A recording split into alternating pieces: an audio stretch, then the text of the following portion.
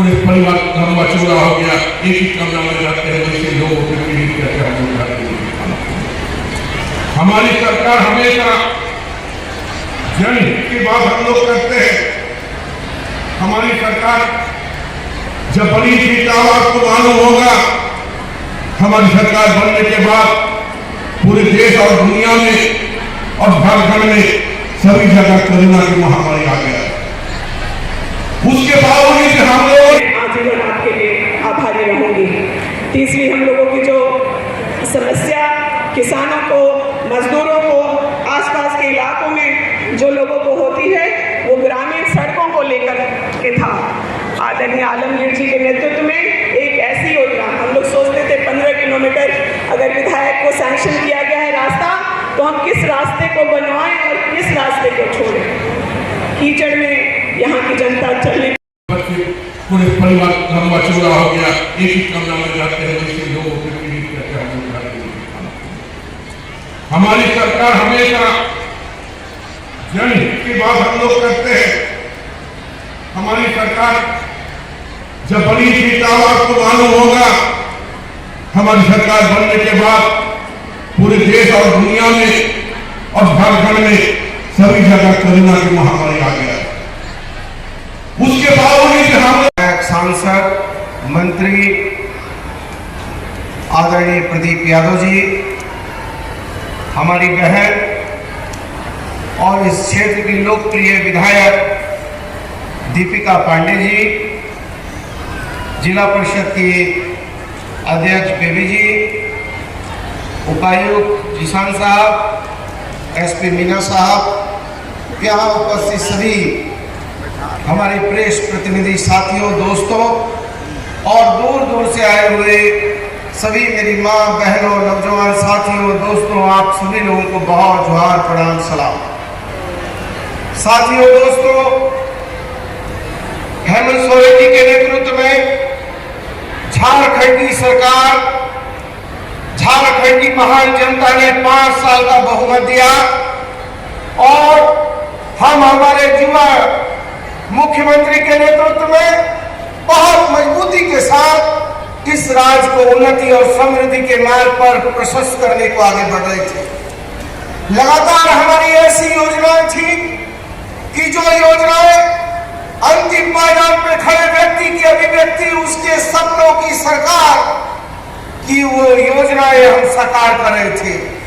जब हम मंत्रिपरिषद की बैठक करते थे तो न सिर्फ हमारे विरोधियों में बल्कि प्रेस मीडिया के साथियों में भी बड़ा कौतूहल होता था, बड़ी जिज्ञासाएं होती थी कि आज मंत्रिपरिषद की बैठक में राजनीति में कौन से बड़े निर्णय होंगे, और लोग बड़ा हमारे मंत्रिपरिषद की बैठक को बड़ा ध्यान से उस पर ध्यान लगाते थे। जब हम किसी गांव में जाते, किसी मोहल्ले टोले में जाते, तो बहुत सारी हमारी विधवा बहनें मिलती, हमारी वृद्ध माएं मिलती, हमारे बहुत सारे विकलांग साथी दोस्त मिलते, कहते कि हमारे पास न वृद्धा पेंशन है, न विधवा पेंशन है, न विकलांग पेंशन है। बहुत लोग तो राशन कार्ड के लिए भी, लाल कार्ड के लिए भी परेशान। हम लोगों ने तय किया कि नहीं, इस झारखंड का हर आदमी सर्वजन पेंशन स्कीम से लाभान्वित होगा, और हम लोगों ने हमारे मुख्यमंत्री के नेतृत्व में सर्वजन पेंशन स्कीम लागू करने का काम किया। हमारे यहाँ ओल्ड पेंशन स्कीम के लिए पूरे देश में मारामारी होती थी, लेकिन हमने यहाँ ओल्ड पेंशन स्कीम लागू करने का काम किया। जब हमारे प्रवासी भाई, जिनको पत्रकार प्रवासी कहते थे, हम उनको हमारे झारखंड का भाई कहते हैं। जब कोरोना का वक्त आया और वो लोग दर की ठोकर खा रहे थे, तो उन लोगों को भी लाकर हम लोगों ने यहाँ पर उनको बसाने का और उनको काम देने का काम किया। देश के आदरणीय प्रधानमंत्री कहते थे कि जिसके पैर में चप्पल नहीं है, हम उसको जहाज में बिठाना चाहते हैं, लेकिन उन्होंने कहा था, लेकिन हमारे मुख्यमंत्री आदरणीय हेमंत सोरेन जी ने उसको करके दिखाया और गरीबों को हवाई जहाज, रेल मार्ग, बस से उनके घरों तक पहुंचाकर उनको सुरक्षित करने का काम किया। पिछली सरकार में लोग, जो डबल इंजन की सरकार थी, भूख भूख करके लोगों ने दम तोड़ने का काम किया। लेकिन हमारी सरकार ने कोविड जैसे काल में भी, जहां इंसानियत के रिश्ते कमजोर हुए, जहां मानवता के रिश्ते कमजोर हुए, जहां संबंध कमजोर हुआ, जहां पिता पुत्र की अंत्योष्टि करने में डरता हो, पुत्र मां की अंत्योष्टि करने में डरता हो, और ऐसा भय का माहौल बना, इसके बावजूद भी हम लोगों ने पूरी तत्परता और ईमानदारी के साथ काम किया। ऐसा क्या गुनाह किया कि हमारे मुख्यमंत्री को एक साजिश करके उनको जेल की सलाखों में भेजने का काम किया। हम कहना चाहते हैं साथियों, दोस्तों, कि आज हम लोग आए हैं यहां पर, हम हमारी बहन की जो पुरानी मांग थी, और कई बार आपके लिए वो आकर हमारे दरवाजे पर लड़ने का काम करती थी। 300 बेड का अस्पताल के लिए वो बार बार करती थी, और मैं ईसीएल के भाइयों को भी बहुत धन्यवाद देता हूं कि उन्होंने बहुत इसमें अच्छा रोल किया। मैं उनको भी बहुत धन्यवाद और आभार करता हूं। लेकिन ये योजना आज की योजना नहीं है, ये 2012 की योजना है। लेकिन हमारे यहाँ एक हमारा बड़ा भाई है यहाँ का सांसद, वो हर चीज में कहता है कि सब कुछ मैंने ही किया। मुझे लगता है कि यदि वो नहीं होते तो शायद चांद और सूरज भी यहाँ गुड्डा में नहीं होता। हर चीज में वो जात और धर्म का एक ऐसा सीमा तान रहे हैं जिससे इस देश की समरसता, इस देश की एकता, इस देश की अखंडता, इस देश का गंगा जमुनी तहजीब खत्म हो जाएगा। हम आज 83 करोड़ की पेयजल योजना, जिसमें 82,000 घरों को सीधा शुद्ध पानी मिलेगा। आज 366 करोड़ की योजना राज्य सरकार लागू कर रही है। हमारे माननीय मुख्यमंत्री, वर्तमान मुख्यमंत्री आदरणीय चंपा सोरेन जी के नेतृत्व में जो काम हमारे हेमंत बाबू ने आगे बढ़ाया, उसको चंपा सोरेन जी और ये सरकार मजबूती से आगे बढ़ा रही है। हम कहना चाहते हैं कि देश को मत बांटो, ये देश प्रेम और विश्वास से चलने वाला देश है। ये मर्यादा पुरुषोत्तम श्री राम में विश्वास करने वाला देश है। ये देश राष्ट्रपिता महात्मा गांधी के सिद्धांत को मानने वाला देश है। लेकिन आपको कौन समझाएगा? अरे आपके पूर्वजों ने, राष्ट्रपिता महात्मा गांधी जो कहा करते थे कि रघुपति राघव राजा राम, पतित पावन सीताराम, ईश्वर तेरो नाम, सबको सन्मति दे भगवान, उनको भी तो जाकर प्रार्थना सभा में सीने पर गोली दागने का काम किया। वो कौन लोग थे? बापू हम शर्मिंदा है, तेरे कातिल जिंदा है। आज भी जो है बापू की हत्या की जा रही है। जब इस देश की राष्ट्रीयता और गंगा जमुनी तहजीब, अखंडता, एकता की हत्या हो रही है, तो बापू हम निश्चित तौर पर कह सकते हैं कि हम शर्मिंदा है। अरे मैं तो मन से कहता हूं, अरे मैं भी राम का पुजारी हूं, मैं सनातन मानता हूं। राम क्या है? राम मर्यादा पुरुषोत्तम है, राम का नाम त्याग है, राम का नाम प्रेम है, राम जो है आदर्श है, राम पुरुषार्थ है। लेकिन आप किस राम की बात कर रहे हो? आप सत्ता में बैठने वाले राम की बात कर रहे हो। मैं कहता हूं कि राम नहीं मिलते ही गरदारों में, राम मिले हैं निधन की आंसू की धारों में, राम मिले हैं बच्चे निभाती आयु को, राम मिले हैं घायल पड़े जटायु को, राम मिले हैं अंगद के उस पांव में, राम मिले हैं मर्यादा से जीने में, राम मिले हैं हनुमान के सीने में, राम मिले हैं हनुमान के सीने में, राम मिले हैं प्रहित वनवास में, राम मिले हैं केवट के विश्वास में, राम मिले हैं अनुसुईया की मानवता में, राम मिले हैं सीता जैसी पावनता में।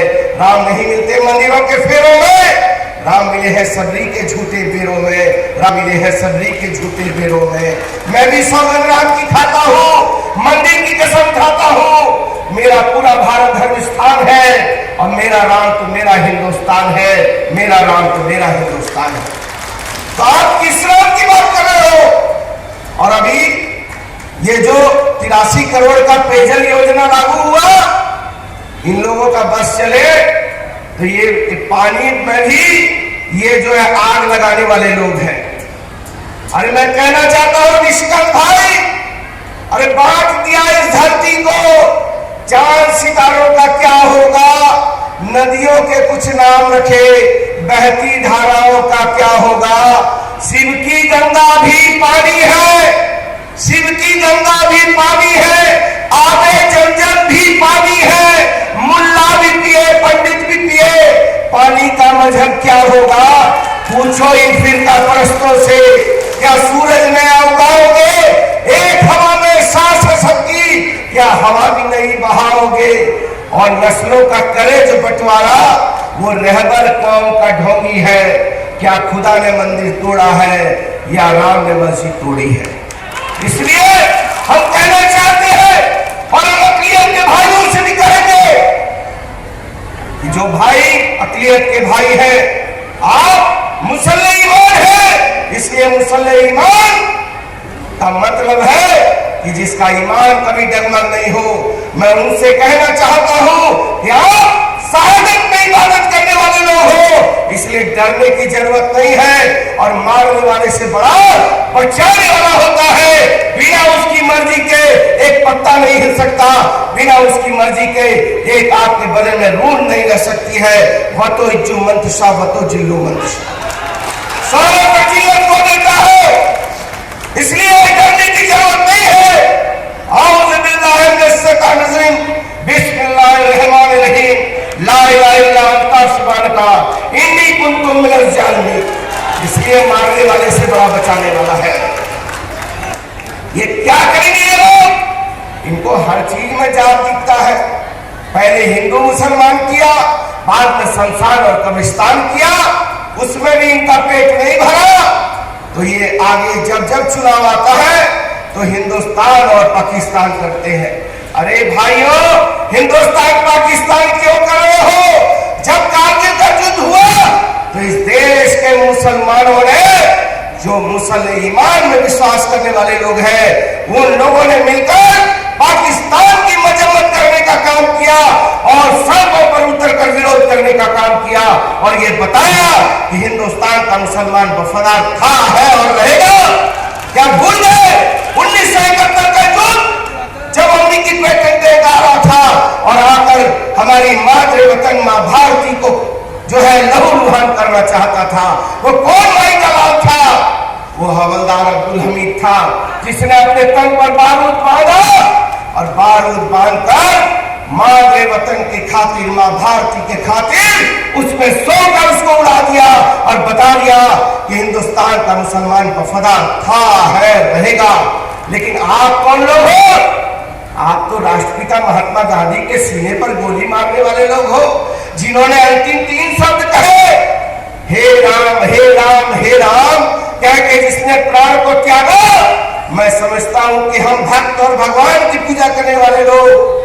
और बजरंगबली से पूछा कि कहां है श्री राम, सीना चीर कर दिखा दिया और राष्ट्रपिता ने अंतिम सांस लेकर हे राम करके प्राण को त्यागा। लेकिन हम कहना चाहते हैं कि इनकी डरिए मत, इनल्लाह साबरीन, सब्र करो, निश्चित तौर पर मजबूती के साथ। हम लोग हिलने वाले लोग नहीं है, हम लोग मजबूती के साथ खड़े हैं और हम विश्वास देने आए हैं कि आएगा समय इनका सूपड़ा भी साफ हो जाएगा। बड़ी बड़ी चीजों को देखा, अरे जिसका सूरज अस्त नहीं होता था, एक लाठी लेके राष्ट्रपिता ने उसके सूरज को भी अस्त और पस्त कर दिया। तो हम लोग राष्ट्रपिता महात्मा गांधी के लोग हैं और ये लोग झूठे देशभक्त जिन्होंने आज तक कोई शहादत नहीं दिया। इन्होंने मातृ वतन के उस झंडे को भी आरएसएस के लोगों ने अपने जो है कार्यालय में नहीं लगाया। आज वो झूठे लोग, मक्कार लोग कहते हैं हम राष्ट्रभक्त हैं, हम राष्ट्र के भक्त हैं। अरे ये कैसे राष्ट्रभक्त है। और निशिकांत भाई, आप कहते हो देवघर में एयरपोर्ट आपने बनवा दिया। एयरपोर्ट भी हमारी सरकार का देन था और उसमें भी हमारे राज का पैसा लगा है। यदि मैं झूठ कहता हूं तो आप खंडन करना। आप कहते हैं हम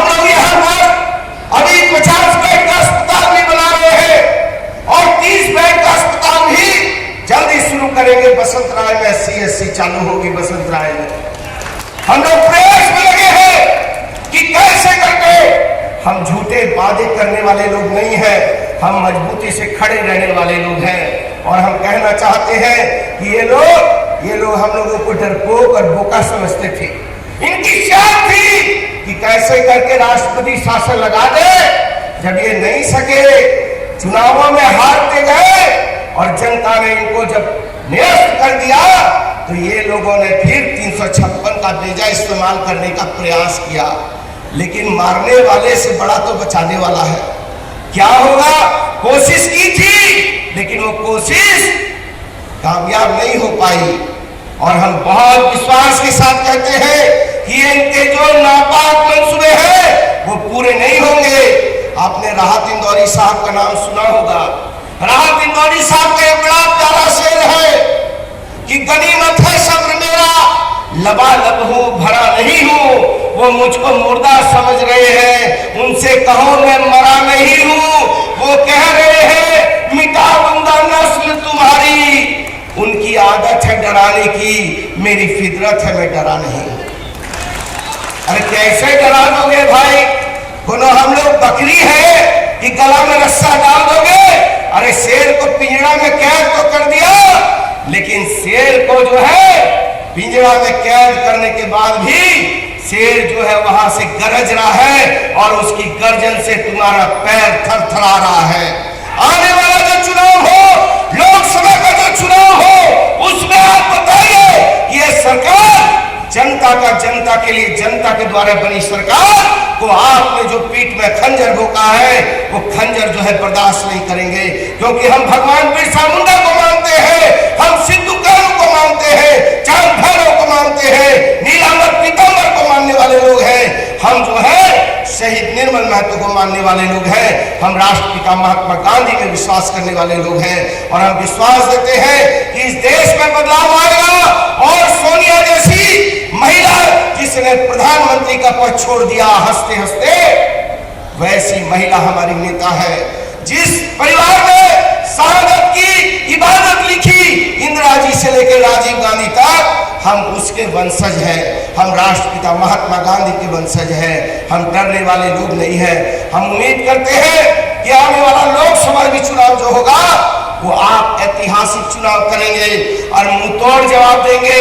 और निशिकांत भाई की आदत है केवल दूसरे लोगों को उंगली करते रहे, अपने क्या क्या किया कोई उसके लिए नहीं बोलता। मैं तो उतना बुरा आदमी नहीं कि किसी के व्यक्तिगत जीवन पर आरोप प्रत्यारोप करूंगा, लेकिन पर उपदेश कुशल बहुत तेरे, केवल दूसरे को बेईमान कह देना अपनी ईमानदारी का सबूत नहीं हो सकता है। यदि आप पाक साफ है तो आपको पाक साफ नियत भी रखनी होगी।